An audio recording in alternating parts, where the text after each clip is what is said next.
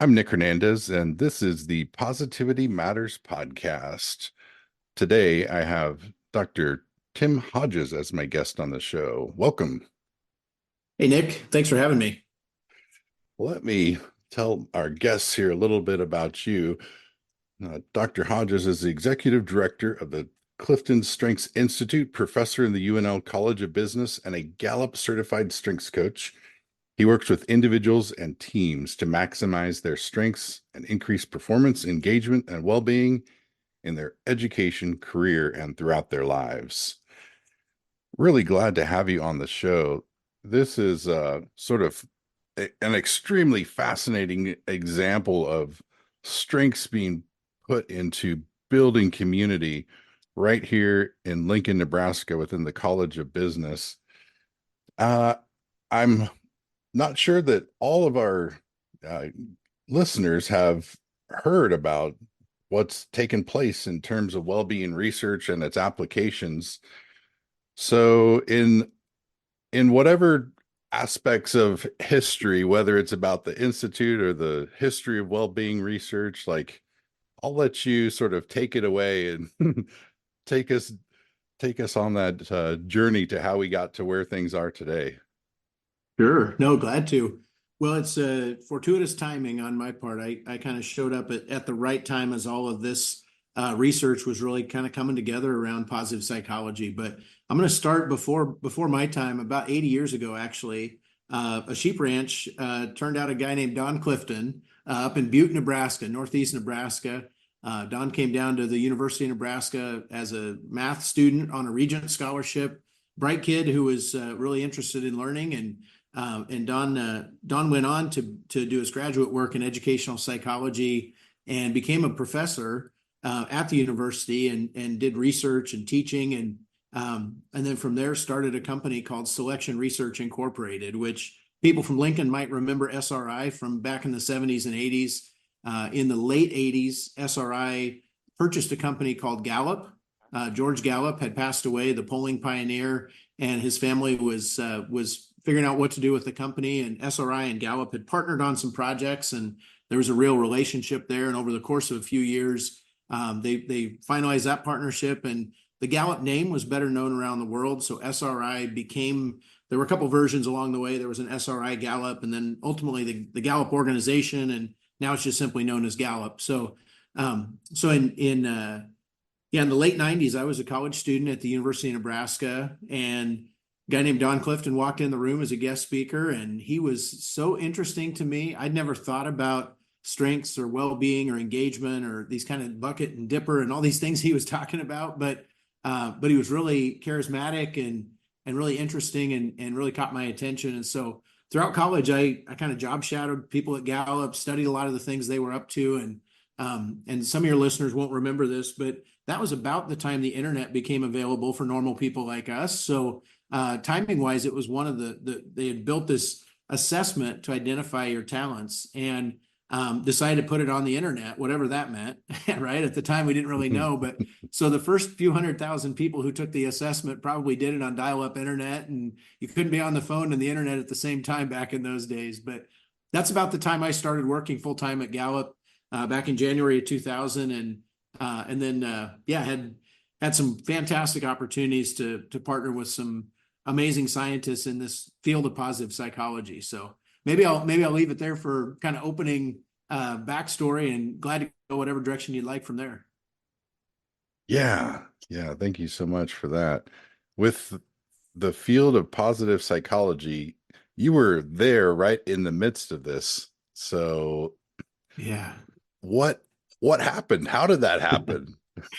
Yeah, I would say I have a very limited behind the scenes role in the actual making of positive psychology, but I was definitely in the room when it was happening. So I think it was 1997.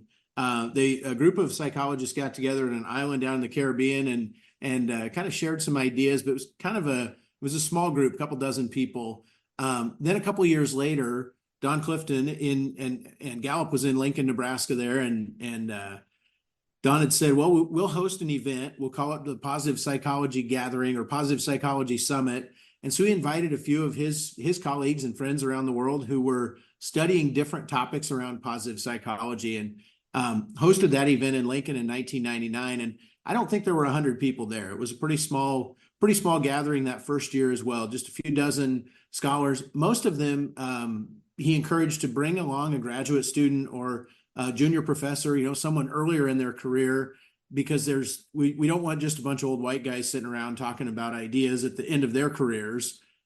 Certainly part of it was that happening, but we want to make sure there were a lot of perspectives included. So I think that was pretty profound. And so yeah, some of the people that showed up, Albert Bandura was there, Marty Seligman. So Bandura was at Stanford, Marty Seligman was at Penn, Ed Diener was at the University of Illinois, Barb Fredrickson was at Michigan, or maybe she was at North Carolina by then.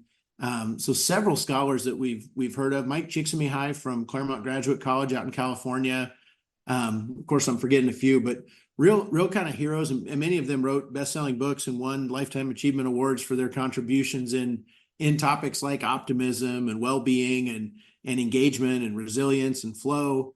And so that was kind of the audience. And I think some magic happened where for most of their careers, they kind of felt like they were the only ones studying these kind of positive aspects of psychology in a world where most of psychology was about identification and remediation of mental illness and treatment of just challenges that we have as humans. Incredibly important work that continues today. And I hope most people who listen have benefited from a coach or a counselor or therapist in their lives. That's absolutely incredibly important work. And there's more to life than just fixing what's wrong with us. I think if you eliminate all your negatives, you get to zero. But I don't know very many people who want to finish at zero. So let's do that. And then let's figure out what's possible and build from there. I think there was just some real synergy and collaboration among that group. So I didn't mention Rick Snyder. He was down at the University of Kansas, had just written the Handbook of Hope. And so all these scholars got together and they decided, as academics do, to put together a couple of books and special issues of journals. And they actually launched the Journal of Positive Psychology as one of the projects that came out of that.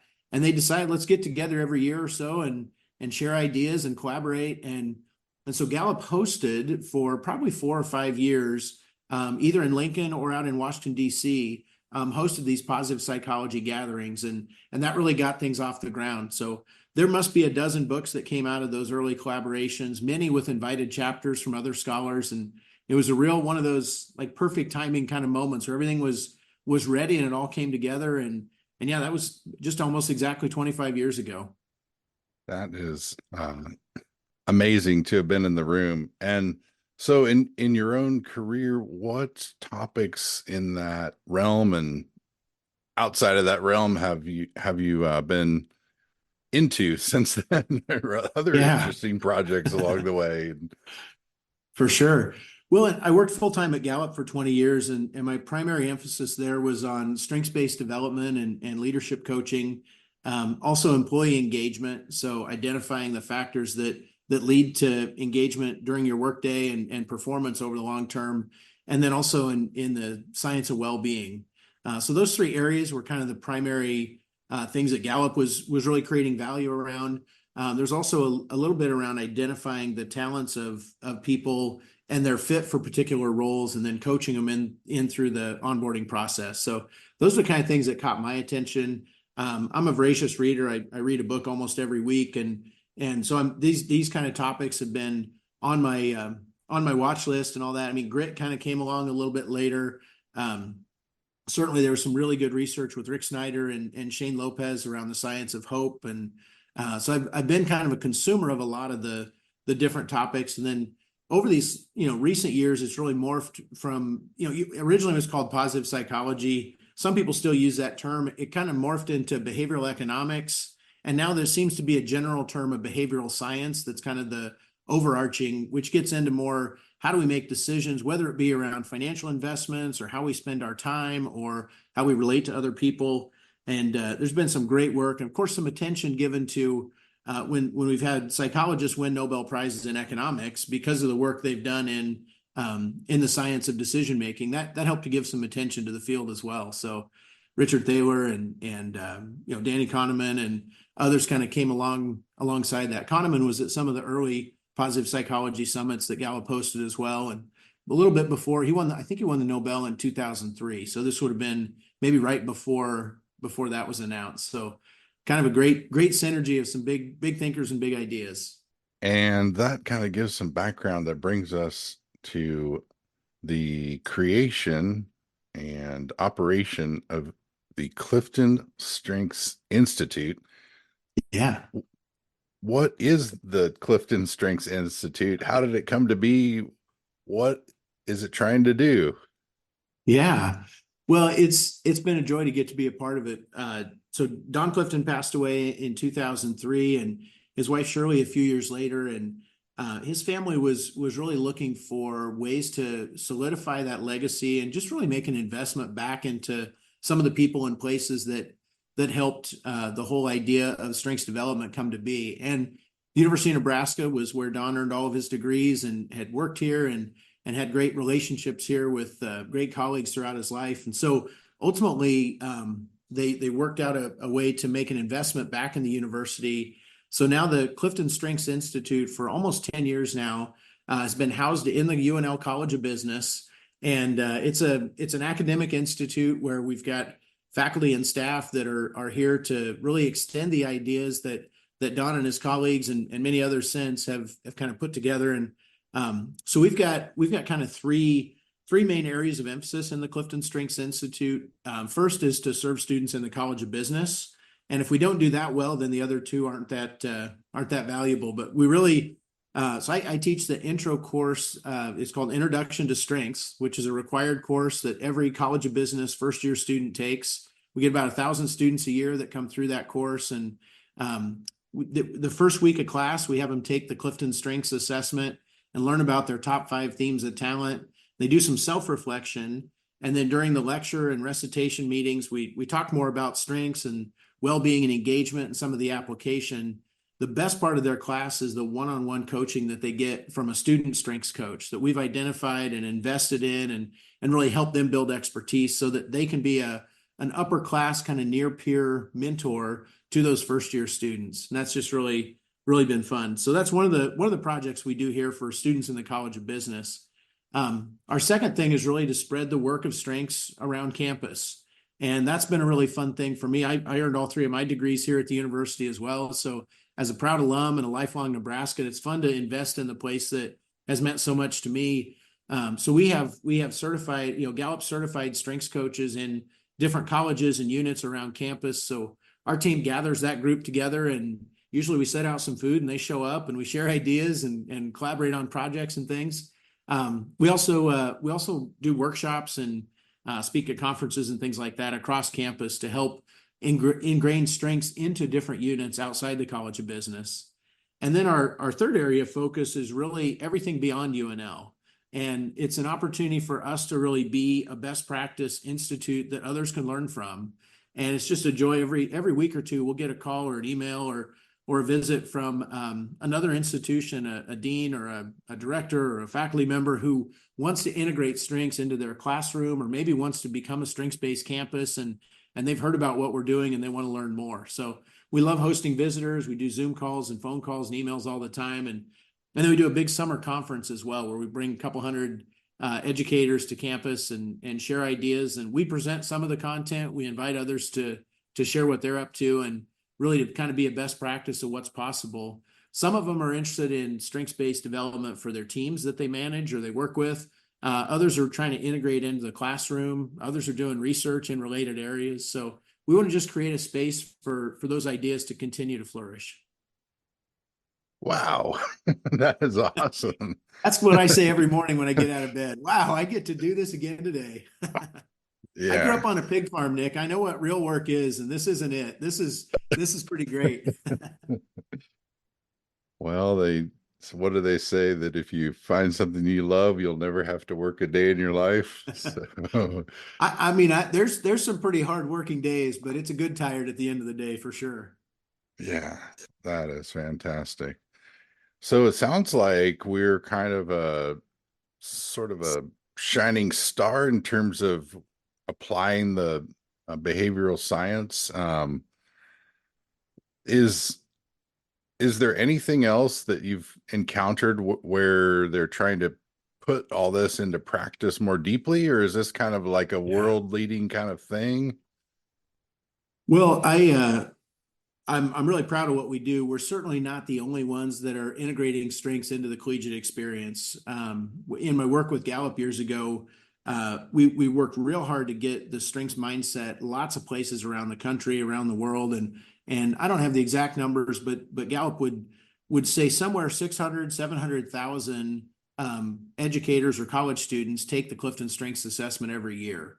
And, maybe a couple thousand of those are UNL students. So we're a small percentage of the total completes of the assessment. There's some campuses where every student takes the assessment as part of their residence life experience or Greek life or some kind of a new student enrollment experience. So there's definitely lots of colleges who have as many or even more kind of assessments that we have. I think the thing we're most proud of, you use the word deep. I think we go deeper with strengths and make sure there's a personalized experience at scale. So I mentioned, we've got 1,000 students that come through our class, about 800 in the fall semester. So we have 80 learning assistants or TAs who serve as student strengths coaches. And our office does a great job of investing in those students, identifying and investing in those students and setting them up for success. So our students who are upper class students, they lead the weekly recitations and then they facilitate those one-on-one coaching sessions with each of those 800 students. So if you think about that, just to do some quick math, we got roughly 800 students. They do 2 one-on-one coaching sessions. And obviously the student and the coach is in the room when that happens. So that's over 3,000 hours of people participating in strengths coaching just in the first few weeks of the semester in the fall. And I don't know if you remember back, those of you listening, if you went to college, you remember those first few days on a college campus. That's a big window of transition in a person's life. And you get a lot of feedback that first weekend before class starts, the first few days of class. For many students, it's the first time they've ever shared a bedroom with somebody. They've got a roommate, whatever that means. They're figuring that out, and they've got more autonomy than maybe they've ever had in their life. There's no parent or guardian or anybody kind of watching over them and setting out their agenda for them. It's really up to them. And so a lot of values development, a lot of individual decisions happen. And I just love that we get to speak into that kind of precious time in their development and inject some positive language and help them understand you've got some amazing potential. These are 5 themes of talent that are there should you choose to do something with it. And then we help them unpack that and do something with it. So it's not just about the assessment and building their self-awareness, although it starts there. We really want to help them integrate it into how they view themselves and then point their strengths at goals and challenges. And in those second coaching sessions our students facilitate, it often happens where a student has just failed an exam for the first time in their life and they're not sure what to do, or they just broke up with their high school boyfriend or girlfriend and they're feeling lonely, or maybe they just are lonely because they don't know anybody on campus, and that coach shows up just at the right time in that developmental process and says, I'm here for you and I want to help you through this. And it's not that the coaches are there just to give advice, but they ask great questions and draw it out of the student so that, the student's in charge of their own experience. We don't tell them how to live their life or how to study for classes. They need to figure that out, but we help them unlock what might be an approach that would work for you, given what we've learned about you through your Clifton Strengths results and build on that. So we don't want to just give feedback about what the themes mean. That's part of it, but we want to go beyond that and really help them integrate it into how they view themselves and then aim it at a goal or a aspiration they have for their future. And there's been some really fun stories emerge that it's really a model that's working. So I think where we stand out is that we go in depth relationally with, hundreds or over 1,000 students each year. And I don't know of another university that goes that in depth with that many people. That is awesome. In the academic world, I believe that process of what's happening with on the mentor side is referred to as generativity. And is this something that itself is being investigated, or is it just sort of built on that foundation of research that's already there, or what's happening Yeah. in those areas? Yeah, when I started on this role 5 years ago or so, I was really proud of the number of students we would serve through this program, and probably even the first year, I was more focused on the content and the numbers of students we were serving and the quality of what we were doing. And I'm kind of embarrassed to admit, but I missed in that first year, the coaches were also growing through the process, and what a cool opportunity for them. And we have a competitive selection process for our coaches, and we actually hire them as TAs for the class, and we pay them to do the coaching and teaching that they do. So there's a benefit for them there. But many of our students have returned for several semesters, and in the spring we celebrate our graduating seniors, and each year we have several who have facilitated 100 one-on-one coaching sessions during their time on campus. I think about the self-awareness that comes with that. You're 21 or 22 years old, getting ready to go out on the job market, and hiring manager says, what stands out about you that we might not hear from other applicants, and they say, well, I've facilitated 100 one-on-one coaching sessions over the last 3 years. Most hiring managers haven't done that. So when I think about generativity, when I think about the growth, I mean, the relationship is important. The student who's receiving the coaching absolutely grows, but every time a coach facilitates a coaching session, they can learn and grow through that process as well. So I love that. I've had hiring managers tell me, I just hired one of your students and it feels like they're a mid-career professional. They've had so many key experiences. They've been exposed to so many different types of people throughout their time in the Clifton Strengths Institute. They're ready to take on real responsibility before other new employees. And that's probably the best feedback I can get. That really makes me proud of what we get to do. Yeah, that is very exciting.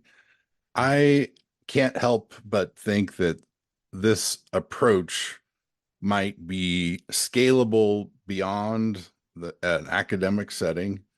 It sounds like you're building an ecosystem, a culture around strengths, and my guess is that could take place in organizations, neighborhoods, uh, almost anywhere.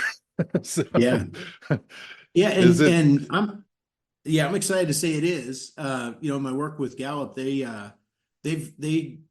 so let's see, in 2001, they published a book called Now Discover Your Strengths. And that book had a code to take the Strengths Finder, as it was called back then. And that really opened up access to the assessment to a broad population. The book did real well, was translated into lots of languages. The assessment is now available in over 30 languages. So around the world, there's been over 20 million people who've completed the assessment. And when I think back to when maybe it was 2001 or two, we reached a million people, or we reached 400,000 people who had completed the assessment, and we had a champagne toast down in the atrium of the building in Lincoln. We were real excited about that accomplishment, and my office was right outside Don Clifton's at the time. I was working on some projects with him, and I remember riding up the elevator with him after that celebration, and I said, Don, this, your life's work has impacted 400,000 people. Isn't that great?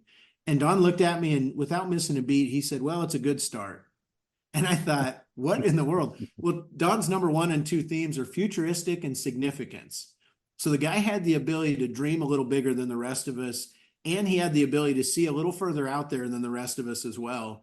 And I think he lived an incredible life, and I think he did a lot of good that he was able to see and experience personally. But over the last 20 years since he passed away, I mean, to think of the legacy of how his life's work has just continued to grow every year. I mean, more people will take the assessment this year than any other year in human history. And next year, I bet it'll be bigger than that. So it's still increasing at an increasing rate, and it's exciting to see the impact. But there's maybe 15 years ago, Gallup decided to create a certification program where individuals from, their own, whether it's their private coaching practice, or in most cases, it's a company that says, we want to integrate strengths into our performance management system, our employee onboarding, various points in their employee experience. So we want to have a bunch of certified coaches on our payroll who can do kind of coaching internally for our organization. And there must be 15,000 certified coaches around the world now. And every week there's dozens more who go through that class. And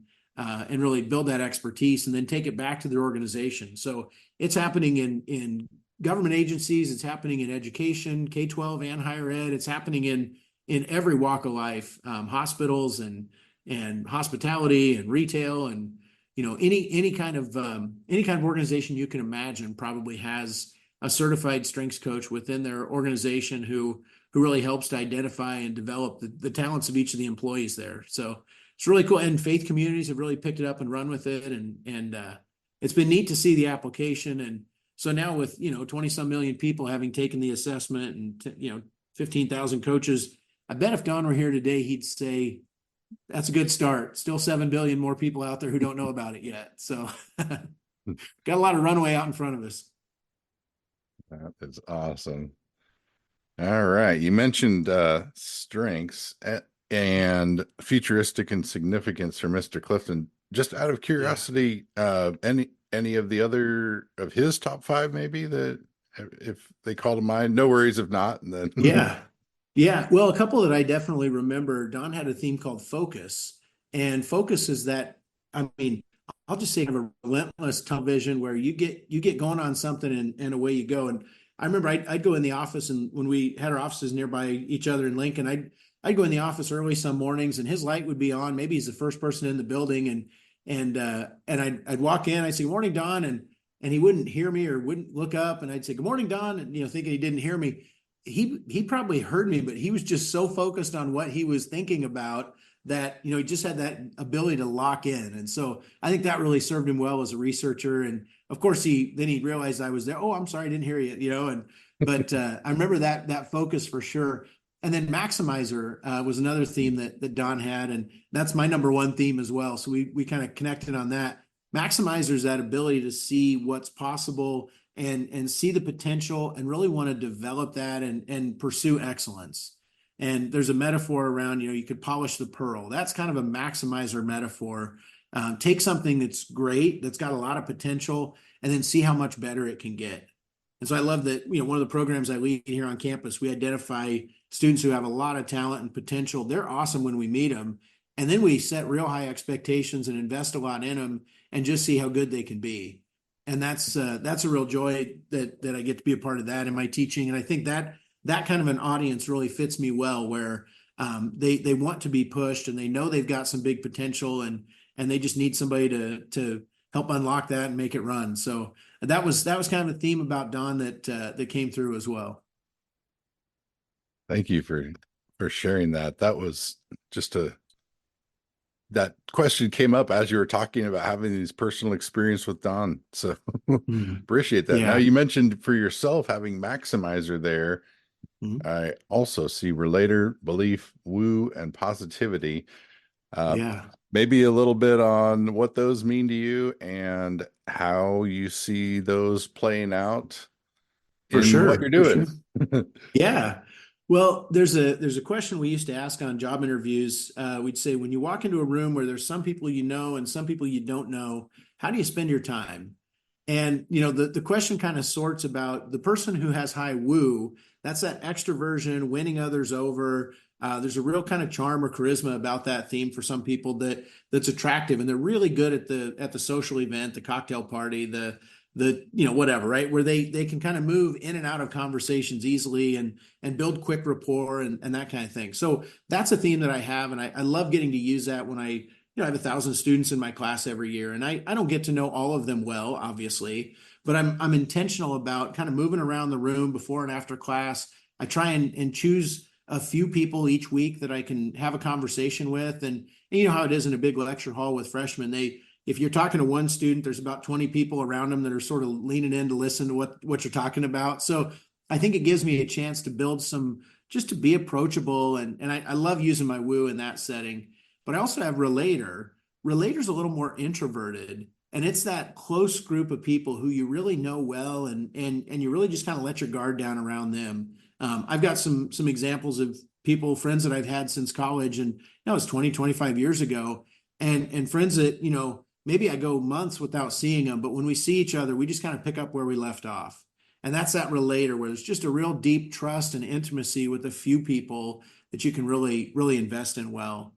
My belief is a theme that really guides me and my decisions. I hope you can hear how passionate I am about the work that I get to do and the difference that hopefully we can make in people's lives. And that's a real driving force for me. I could probably go somewhere else, maybe make a little more money or have a little more recognition or things like that. But for me, what really matters is this making a difference that's going to last and really help people. And so being involved in a student's life, whether they're transitioning from high school to college or they're transitioning from college to the workplace, those are pretty cool opportunities. And that really aligns well with my mission and ability to kind of serve them well. And then positivity is just really about bringing energy to a situation.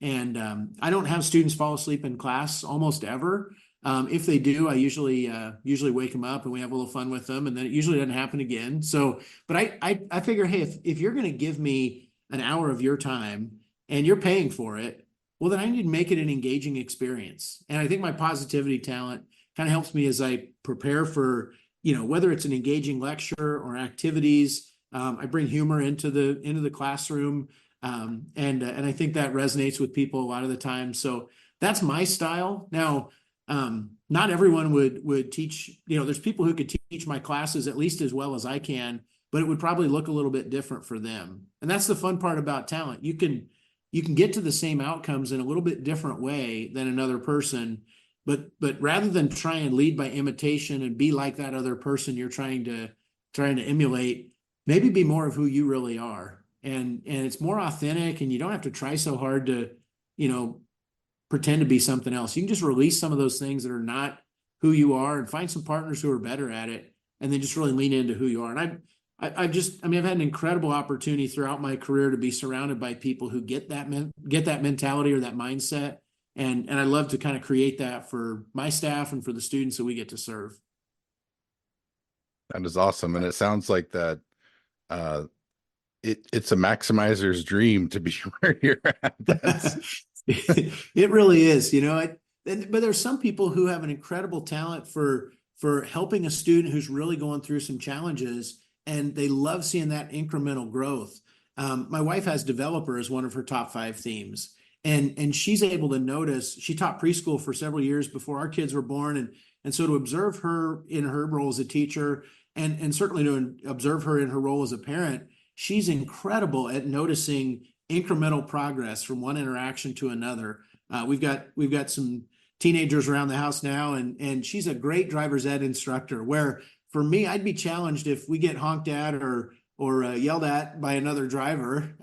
That would be frustrating for me. And she says, well, we didn't get honked at as many times as yesterday, so we're making progress, and that developer talent for her just really comes alive. And so it's fun to see. But again, different people would approach same outcomes in a different way based on who they are, if they're in an environment that really appreciates that. Unfortunately, we try too hard to shove people into this kind of, idea that we have about what success looks like in that role, and we don't free people up to figure out how to do it their way. I think we ought to be real strong on accountability and high expectations, but then lighter on the process and the steps to get there, and let them figure it out and support them along the way. But if people feel like they're a part of making it, they're better at it. There was a story years ago.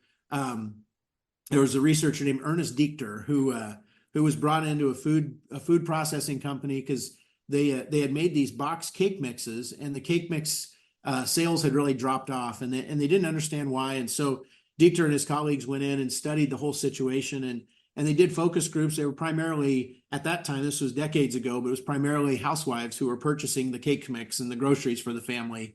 And turns out they were not as interested in buying that product, because all they had to do was open the box, dump it in a bowl, add some water, put it in the oven, and you had a cake. And as easy as that was, and as tasty as it was and all that, the bakers, the people who were making these cakes, didn't feel like they had actually baked the cake. They felt like they just put water in a bowl and put it in the oven. So what did they do? They changed the recipe and made it actually a little more complicated, where they took out the ingredient that essentially was replacing the egg, and they said, now you have to add water and an egg and stir it up and put it in the oven. And all of a sudden it changed the game. And these consumers said, now I feel like I'm making a real cake because I had to add an egg and water. So, scientifically, we can figure out how to make a powdered egg and put that in the mix, but there's something about being a part of the process of making it that causes us to feel more like an owner. And I mentioned Albert Bandura before. I integrate a lot of his science around agency into my teaching and my coaching. I think it's one thing to tell someone how they should do it, and occasionally you might do that, and occasionally it might work, but it's way better to build their capacity to solve their own problems and to figure it out. And then they feel that level of ownership or agency, where they believe, they build their confidence and they build their pathways to figure out how to get there. That's a whole lot more, that's going to help them over the long term. I'm not just trying to transfer knowledge to a student and make sure they, pass the test at the end of the class and all that. I mean, sure, let's do some of that, but really I want to create their capacity to be more self-aware, more confident, and more able to solve their own problems down the line. So it's a fun process to get to, and we're still learning, we're still refining the model, and it's exciting to see. That is interesting with the agency and Bandura's work. I know that's, I believe, maybe Nobel winning research as well. Maybe I'm wrong on that, but I know that agency is kind of a Yeah. big deal. And yeah, if you wouldn't mind, like, how did you discover that area of research, and like what has been interesting to you from that field? What is Yeah. agency, like, from the psychological construct? And maybe hope also, Yeah. if we Well, I'd love to go there. Yeah. As it turns out, one of my professors was a guy named Fred Luthans, and Fred was a faculty member here at the University of Nebraska. He's emeritus now, but Fred was at those early positive psychology summits, and he had several kind of chapters throughout his long career. But one of his chapters was really focusing on that, some of Bandura's research on confidence or agency, and social cognitive theory is another term that some listeners might remember. Really, the focus was on thinking about that self-efficacy, and self-efficacy is really your confidence to be able to accomplish a specific task in a specific circumstance, and to really build that confidence or self-efficacy over time. And one of Fred's most popular papers that has been cited probably thousands of times was a meta-analysis, a study of studies. So kind of to review all the studies about self-efficacy and the impact on work-related performance, and really helped to kind of change the conversation and build on the platform that Bandura had started, and build that out. So that was a big part of it. Fred also had a theory that he and his colleague Bruce Avolio, who was also one of my professors, and then a couple of graduate students I worked with, they came up with a theory they called PsyCap, or psychological capital, which was really, they said it was about like developing the hero within. So that hero analogy, it was hope, efficacy, resilience, and optimism, and just drawing on different parts of the psychological literature, really thinking about how do we build this into a person. But hope's the one that probably, I've learned a lot about. Shane Lopez was a good friend of mine for many years, and his mentor Rick Snyder was a friend of Don Clifton. So we had some great kind of parallel tracks in some ways that we collaborated on, and really kind of connected about. But hope is the belief that the future is going to be better than the present, and that you have the power it takes to get you there. So part of hope is a belief that, it's an optimism. It's a belief that you can do big things. It's a belief that you can accomplish a big goal. And so there is that kind of ownership about it. But then hope also includes a pathways aspect, which is how are we going to get there? And that might involve surrounding yourself with mentors or coaches or people who are a little further down the line than you that can help you when you get stuck, because you're going to get stuck at some point. Or it might be developing some knowledge and skills that can support you in that process. So it's really, again, it's the belief that the future is going to be better than the present, and that you have the power it takes to get you there. So it's not just wishful thinking. The only place I know that success comes before work is in the dictionary. You can't just will it to victory. That's not been my experience anyway. If you know how to do that, I'll be glad to take some notes. But you got to believe you can do it, and then you got to get busy working on it.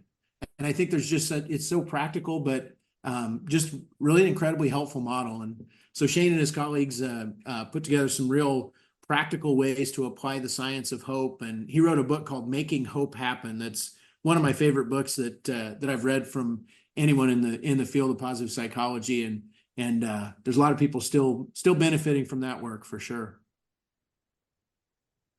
Fascinating. So working on strengths and applying it, there's all this research on well-being. How do you keep it all sorted? Is there a framework that you like? I know you just mentioned that PsyCap and Hero, and I know Yeah. Gallup's brought a like a 5 or 6 factor model. What is Yeah. how do you piece it all together? Well, a lot of my a lot of my understanding and the research I've contributed to was during my time full time at Gallup. And yeah, the model they have is a 5 elements model of well-being that does integrate strengths into the process and engagement. So they talk about career, social, physical, financial, and community well-being as the 5 areas. So our career well-being is mostly our employee engagement. It's how much we are involved with and enthusiastic about and committed to the work that we get to do. And a big way to build your career well-being is to know your strengths and have a leader that inspires you, and to be able to really draw out the best of who you are and really learn and grow through that. So the career well-being is a huge predictor of our overall well-being. How we spend our days has a lot to say about how content we are with our lives. So that's a big driver, but our social and physical and financial and community well-being certainly play into that as well. And there's other aspects, you might say your intellectual well-being or your spiritual well-being. And there's certainly other things that are important to people. But in that model that Gallup's really put a lot of energy into, those 5 really soar to the top. And so that framework's been really helpful for me as a professor in a college of business. Of course, I'm interested in helping students know who they are, but I'm also interested in helping them have a great job someday and live a great life. And that model's really been helpful to kind of sort through. And people have different needs at different points. When I think about financial well-being of college students, some of them have parents that are incredibly supportive, or maybe they're on a full scholarship or things like that. Other students are working 3 jobs to be able to cash flow their 4 years through college, or 5 or 6 years for them. And I'm for it. Wherever they are, I want to help them get to their goals. And but when you look at a lecture hall, there's 379 seats in the lecture hall, and every one of them is full on the first day of class. And it's a required class, so they all got a seat. And I look around the room, and I just know there's some of them that are from different family makeups than mine, and there's some of them from different backgrounds, some of them in a different place financially, some of them are really well plugged in socially, and others are really lonely, and they're just all there's faces behind the numbers, and really be able to figure out who are you, who can you be, and how can we speak into that during this important part of your life and help with that. So well-being's that framework is on my mind a lot, just to help people where they are. Awesome. I love that. Uh, Now, looking to the future, what is the future looking like? What's in the pipeline for yourself, for the Clifton Strengths Institute? Where would you like it to go? Yeah. Well, I'm 45 and loving what I'm doing right now. Every year I get older and the students stay the same age. So I don't know how much longer I'll be relevant with the room full of 18-year-olds.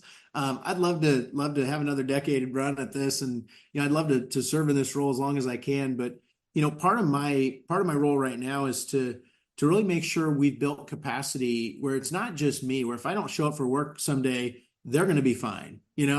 And so we all want to be needed, but I think there's a different level of leadership where you're really building capacity for others to be able to carry on the work even when you're not there. And so that's been a real area that I've invested in. I've got a great team, and our dean is incredibly supportive, and leaders across campus are champions of the work that we're doing. So I want to spend the next decade or more of my life making this job really easy and even more fun for the next person. So there's part of that selfishly that's part of my goal, is to set them up for success, because we've got the benefit from the investment that the Clifton family and Gallup have made in our program.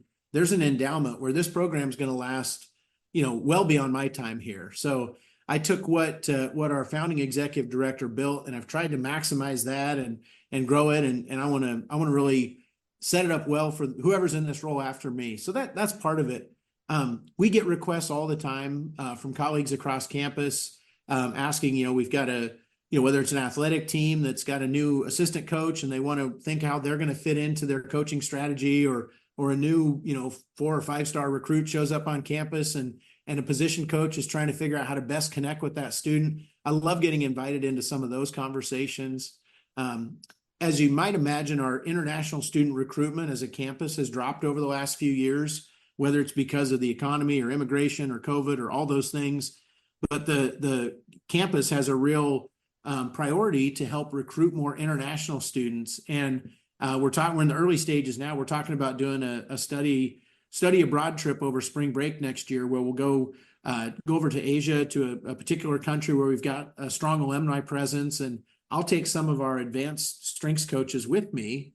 And part of it will be an experience for our students to grow by coaching people in other cultures.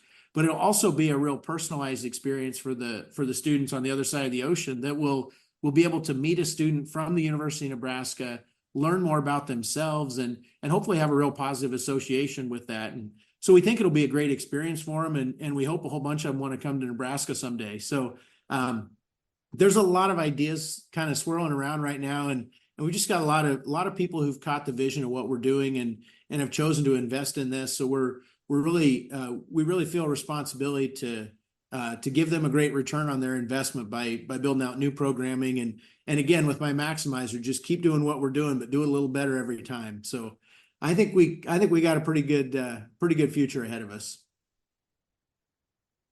That is just fills me with, I guess it would be optimism. So, Yeah.